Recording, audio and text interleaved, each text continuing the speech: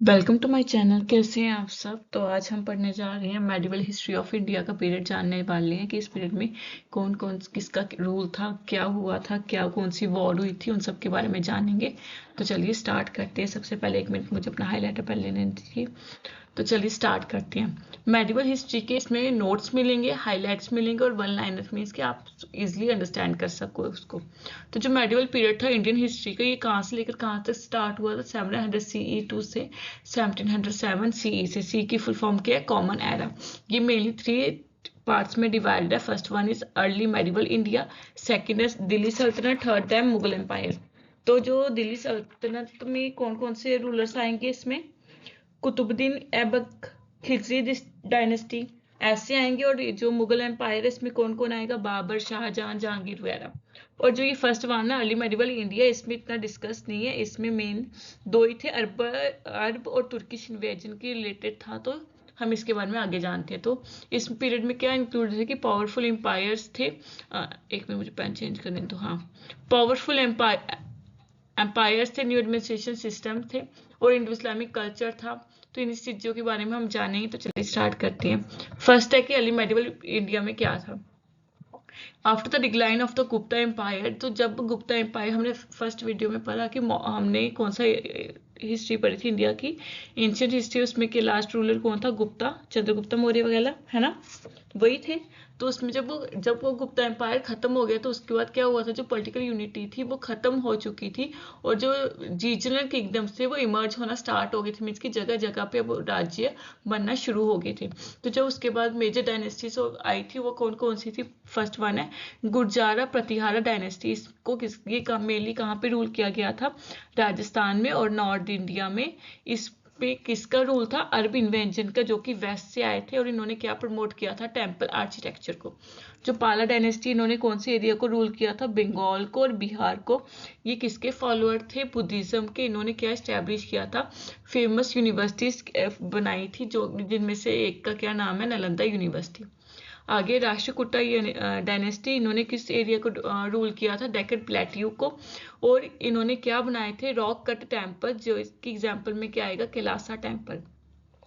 इन्होंने इनकरेज किया था संस्कृत और रीजनल लिटरेचर को, मतलब कि ताकि लोग जो हैं वो इसे समझ सकें। नेक्स्ट है छोला डायनेस्टी, जो कि पावरफुल नेवल एम्पायर था। ये एडवांस लोकल सेल्फ गवर्नमेंट थी। इन्होंने क्या बनाया था, बृहदेश्वर टेम्पल। ये स्ट्रॉन्ग ट्रेड, मतलब कि ट्रेड किसके साथ करती थी, साउथ ईस्ट एशिया के पार्ट्स के साथ।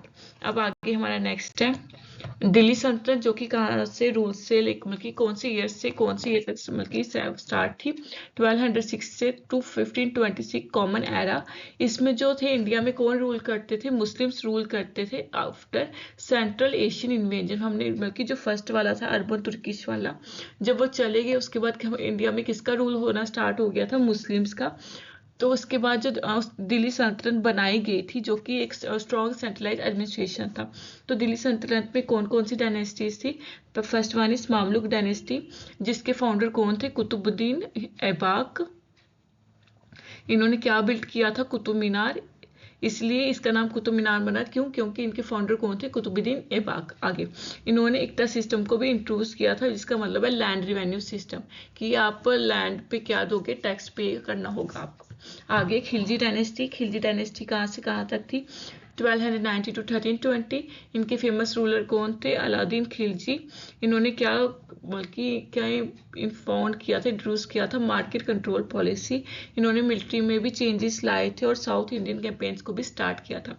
नेक्स्ट है हमारी तुगलक डायनेस्टी, जो कि 1320 टू 1440 तक थी। इनके रूलर्स कौन कौन थे, मोहम्मद बिन तुगलक, जिन्होंने टोकन करेंसी को और कैपिटल शिफ्ट को इंट्रोड्यूस किया था। और दूसरे कौन थे, फिरोज शाह तुगलक, जिन्होंने कनाल्स और पब्लिक वर्क्स को क्या किया था, इंट्रोड्यूस किया था। नेक्स्ट वन है साइड डायनेस्टी, जिन्होंने, जो कि वीक रूलर थे इस दिल्ली सल्तनत के, की वजह से जो पॉलिटिकल राजनीतिक अस्थिरता पैदा हो गई थी। Nine the last ruler of Delhi सल्तनत इज लोडी डायनेस्टी, जो कि लास्ट रूलर, इनके डायनेस्टी के लास्ट रूलर कौन थे, इब्राहिम लोधी, जिन्होंने किसको डिफीट किया था, बाबर को। कौन सी ईयर में, 1526 में। कौन सी वॉर में, पानीपत की वॉर में। इसके बारे में हम आगे जानेंगे। आगे हमारा नेक्स्ट हम जानेंगे अब मुगल एम्पायर के बारे में। मुगल एम्पायर कहाँ से स्टार्ट हुआ था हमारा? 1526 से 1707 तक, जो को किसने फाउंड किया था? बाबर ने, जब इन्होंने इब्राहिम लोदी को क्या डिफीट कर दिया था? कब? फर्स्ट बैटल ऑफ पानीपत 1526 में। इसके जो मेजर इस एम्पायर के अंदर जो मेजर एम्परर्स थे वो कौन कौन से थे?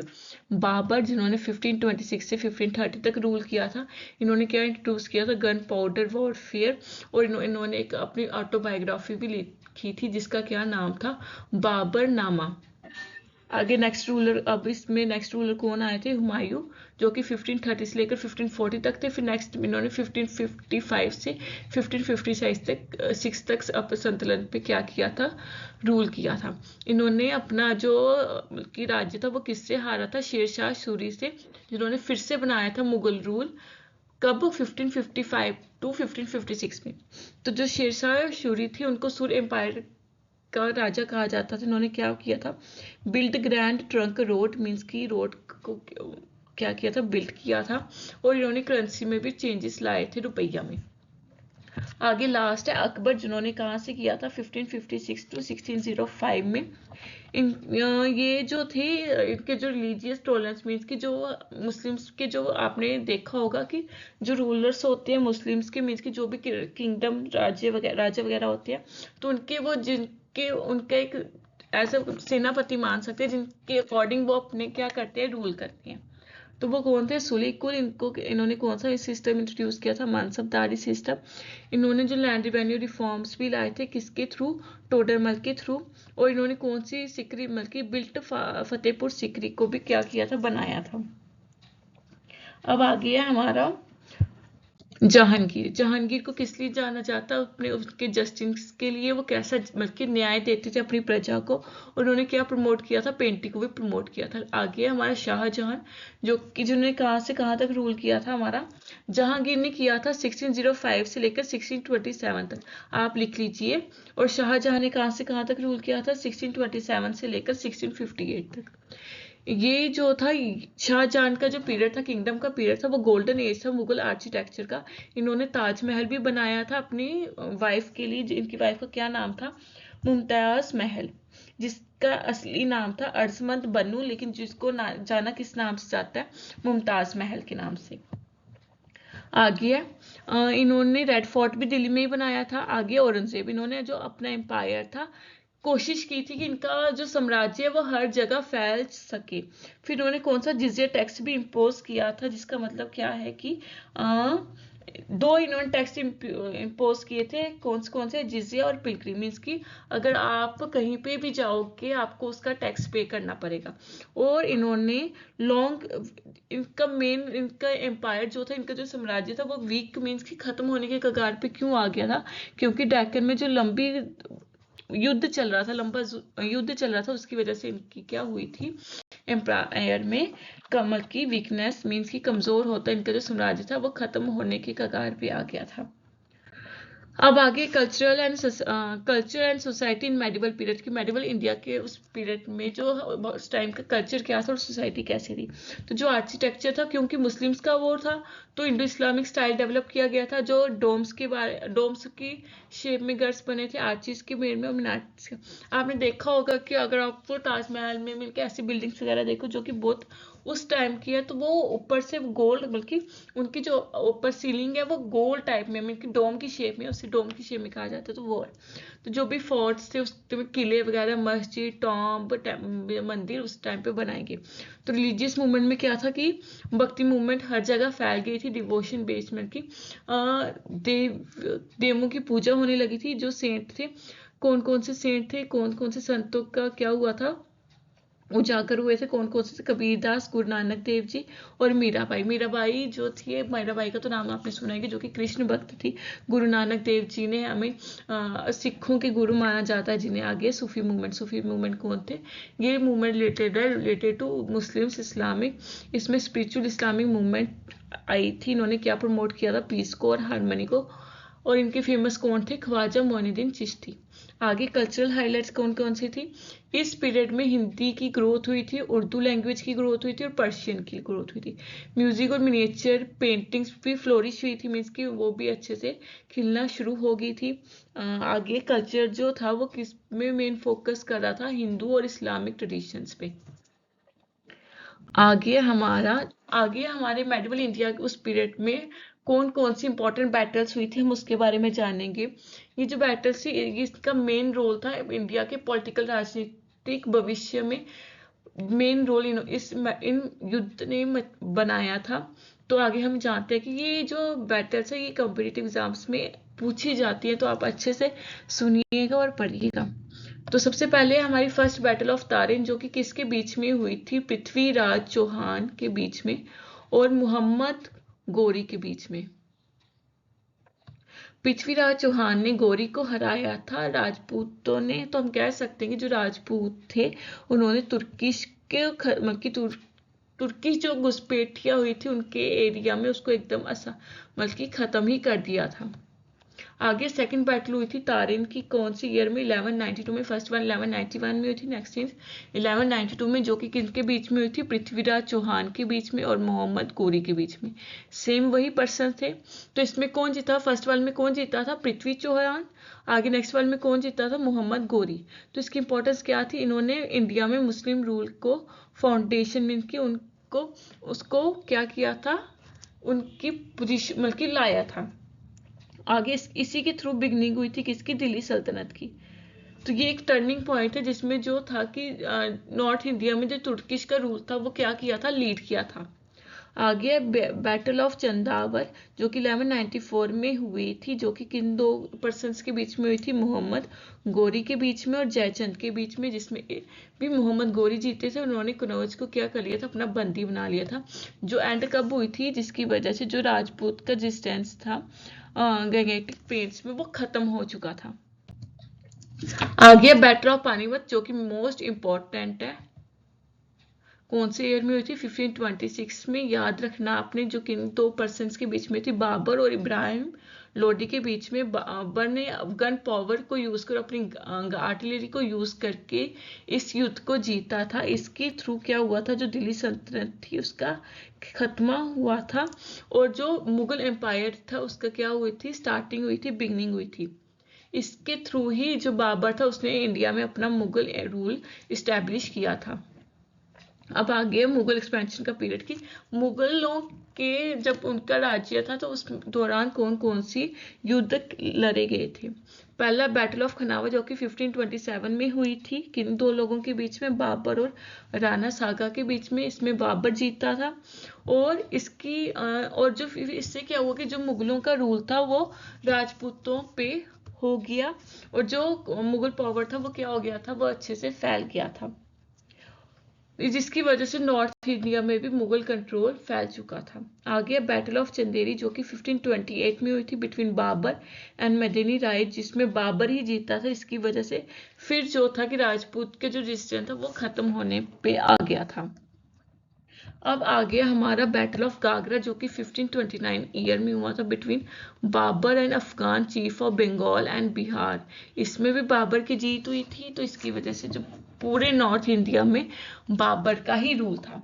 अब आगे बैटल ऑफ च्योसा जो कि 1539 में हुई थी शेरशाह सूरी और हुमायूं के बीच में, जिसमें शेरशाह ने हुमायूं को हरा दिया था और हुमायूं ने अपना जो सिंहासन था वो हमेशा मतलब कि कुछ देर के लिए क्या किया था? खो बैठे थे टेम्परली। आगे बैटल ऑफ कनौज और बिलग्राम जो कि 1540 में लड़ी गई थी शेरशाह सूरी और हुमायूं के बीच में। इसमें भी फिर शेरशाह की जीत हुई थी और सुर एम्पायर का क्या हुआ था? एस्टेब्लिशमेंट हुआ था और जो हुमायूं था वो पर्शिया भाग गए थे। इसकी वजह से क्या हुआ था कि जो मुगलों का रूल था वो 15 साल के लिए रुक गया, मीन्स की बंद हो गया। क्यों? क्योंकि अब किसका रूल वहां पे हो रहा था? शेरशाह का, सूर एम्पायर का, जिन्होंने सूर एम्पायर को स्टैब्लिश किया था। आगे हमारा सेकंड बैटल हुई थी पानीपत की, जो कौन सी ईयर में हुई थी? 1556 में बिटवीन अकबर और हुमायूं हेमू के बीच में। जो है अकबर की तरफ से कौन कर रहे थे? बैरम खान। इसमें किसकी जीत हुई थी? अकबर की, जिसकी वजह से फिर मुगलों का रूल जो था वो रीएस्टैब्लिश हो गया था और अब मुगल अकबर का जो डोमिनेंस है कि अब जो अकबर का ही रूल चलेगा वो क्या हो गया था? स्टार्ट हो गया था। इसीलिए जो अब मुगल का एम्पायर था वो किसके अंडर आ गया था, अकबर के। आ गया battles in Deccan and south India. Battle of इसकी फर्स्ट बैटल कौन सी थी, टेलीकोटा, जो कि 1565 में हुई थी। किन दो के बीच में, विजयनगरा एम्पायर और डेक्कन सल्तनत। इसमें विजयनगरा की हार हुई, मीन्स की विजयनगरा जो जीतते थे, और इसमें विजयनगरा जो एम्पायर था वो हार चुका था। किसके थ्रू, डेक्कन सल्तनत के थ्रू। इसकी वजह से जो विजयनगरा डोमिनेंस था उसका एंड हो गया था, और जो डेक्कन सल्तनत थे उनका राइज हुआ था। इस बैटल की वजह से क्या हुआ था, पूरा साउथ इंडियन पॉलिटिक्स एकदम चेंज हो चुका था। मीन्स की जो भी राजनीतिक चेंजेस थे वो आ गए थे अब साउथ इंडिया में। आगे हमारा बैटल ऑफ हल्दी घाटी, जो कि कौन से ईयर में हुई थी, 1576 में। किन लोग, दो फोर्सेस के बीच में, किन दो एम्पायर के बीच में, अकबर के बीच में और महाराणा प्रताप के बीच में। इसमें क्या हुआ था, मुगल आर्मी जो थी वो जीत चुकी थी, और जो महाराणा प्रताप थे वो बच के भाग गए थे।